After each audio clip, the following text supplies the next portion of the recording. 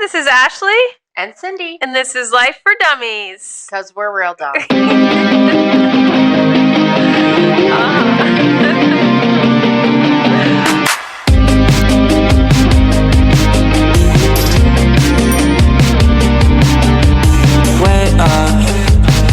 What are we talking about today, Cindy? I thought we should talk about, so remember when you were like in elementary school and they were like, the golden rule, which was treat others how you want to be treated, right? So I was thinking that sometimes how people treat you is not really how they feel about you, but an honest reflection of how they feel about themselves. Oh, yeah, that's really great. The golden rule. Yeah, go ahead. Yeah, so sometimes, we can be really kind and caring and loving and treat other people the way we like to be treated, which is, being nice to people, being thoughtful. But they can't do it in return. And it's not because they feel like you're a bad person or they don't appreciate how you are treating them. It's just because they feel so terrible about themselves that they're just not capable yet. Wow. Loving people where they're at, or what is that thing that you say sometimes where it's like they're doing the best that they can with what they have? Correct. They're doing the best they can with what they have, and like sometimes we just have to love people where they're at and accept them where they're at and just have hope that, they're going to get better and that they will be capable one day. But we keep treating them the way that we would want them to treat us because it's the right and kind thing to do. I like that because it points to the fact that we're not always wrong about what we hope people will give us, I guess, through their behaviors or in our relationships, basically. The healthier we become, we can hope for healthy responses from those that we're in relationship with. It's not just the way that it used to be for me when I was in active addiction, really sick behavior or expectations that were unrealistic that I was placing on people through my own sick behavior. But yeah, the healthier we become, we actually do end up getting healthy relationships. Yeah, and that's the cool part is like today, a lot of the relationships in my life, I am treated with respect and I give respect in return. And a lot of people in my life too, like they're just not there yet and they're not capable. But it doesn't mean that I am not going to continue to treat them in a manner in which I feel as though, is the right thing to do. Like I am going to continue to love you and respect you and treat you in a manner in which I feel as though you deserve to be treated, even though you don't think you deserve it in return.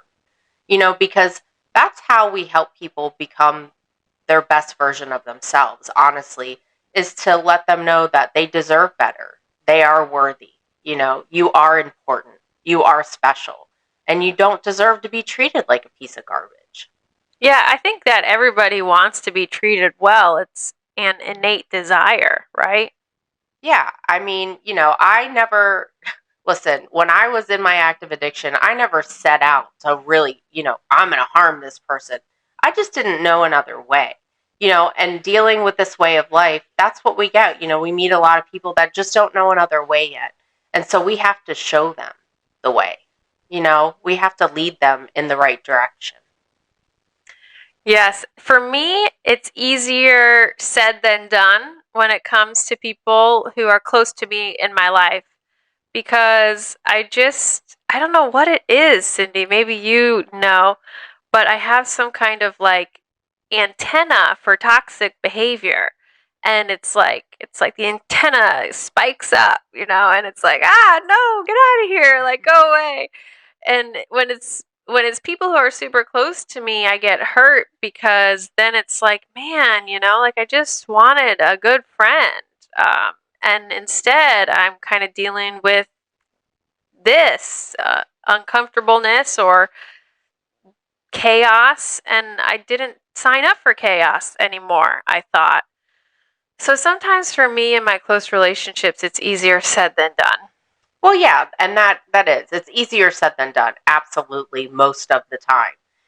But here's the thing, like, I don't have to take everything that somebody does personal. And there's that is a shift in perspective. and a change in the way that we view people and how they behave. Sometimes it's not personal. They literally, like you said, are doing the best they can with what they have, and sometimes they just don't have a lot. They don't have much to work with. So I can't take those things personal. I have to love them where they're at, and I have to show them that there's a better way. That, you know what, I understand why you're doing what you're doing, but there's a much better way to handle this situation. And then it's probably just my decision on whether or not I want to put up a boundary or work with them on it. Right. And boundaries are important because it protects us from other people's behaviors. I don't have to like everything that my friends do, but if I decide they're my friend, then I accept it to a certain extent. If it becomes harmful and it's causing chaos and drama in my life and I don't, then that's a whole different conversation. But, there is a point where I can set a boundary coming from a loving place, and like, you know what, if you want to do this, that's fine. But I am not going to be a part of that. But I still love you. But, it's not okay. So basically, I'm thinking about like a solution here, because do you suggest having conversations with these people who you're in friendship relationships with when they steer really hard off course and you have to come to a decision on whether or not you're going to remain friends with them? So I was taught a long time ago that we are each other's eyes and ears. That sometimes I may behave in ways that are not becoming of who I am or what I really want out of my life. And sometimes the people in my life have to pull me aside and have uncomfortable conversations with me and say, hey, what's going on? Do you realize you're doing A, B, and C, which is resulting in X, Y, and Z? And like, maybe you don't realize you're doing this, but this is exactly what's happening. This is what I see. And I love you. And I'm just wondering, are you being true to yourself, or is this what you really want? And if the answer is they get defensive and, and they don't want to hear it, then I realize that, you know what, they're not ready to have that conversation, and I can love them from a distance. I could have saved a lot more friendships if I knew. I just like axe them off. But, like everything in this way of life, we can only learn by growing and, taking time. It takes what it takes, right? It does. It takes what it takes. And here's the thing. Listen, sometimes being an adult, you have to have uncomfortable conversations with people. And if it is a friendship worth saving or a relationship worth saving, whatever type of relationship you're in with somebody, if it is worth saving, then it is worth having an uncomfortable conversation. I used to just cut people off. That's what I did. You know what? You do something to piss me off, I'm done with you. I'm never talking to you again. We're done. That's it. Forget it. And they're like, what? And if I don't tell someone, then they have no way to improve upon that. If someone doesn't tell me, then I have no way to improve. We have to help each other here.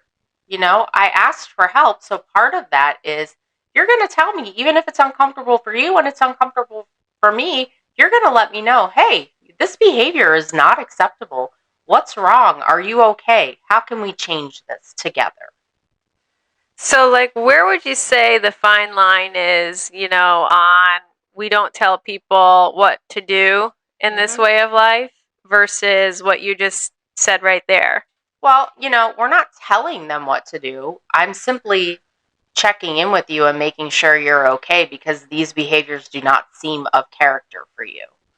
And there's a difference. If you meet somebody and this is just how they behave and you decide to become friends with them anyway, and then all of a sudden you expect something miraculous to change, that's just insane on your part to think that like you're that powerful by being their friend. They're just going to change all these behaviors.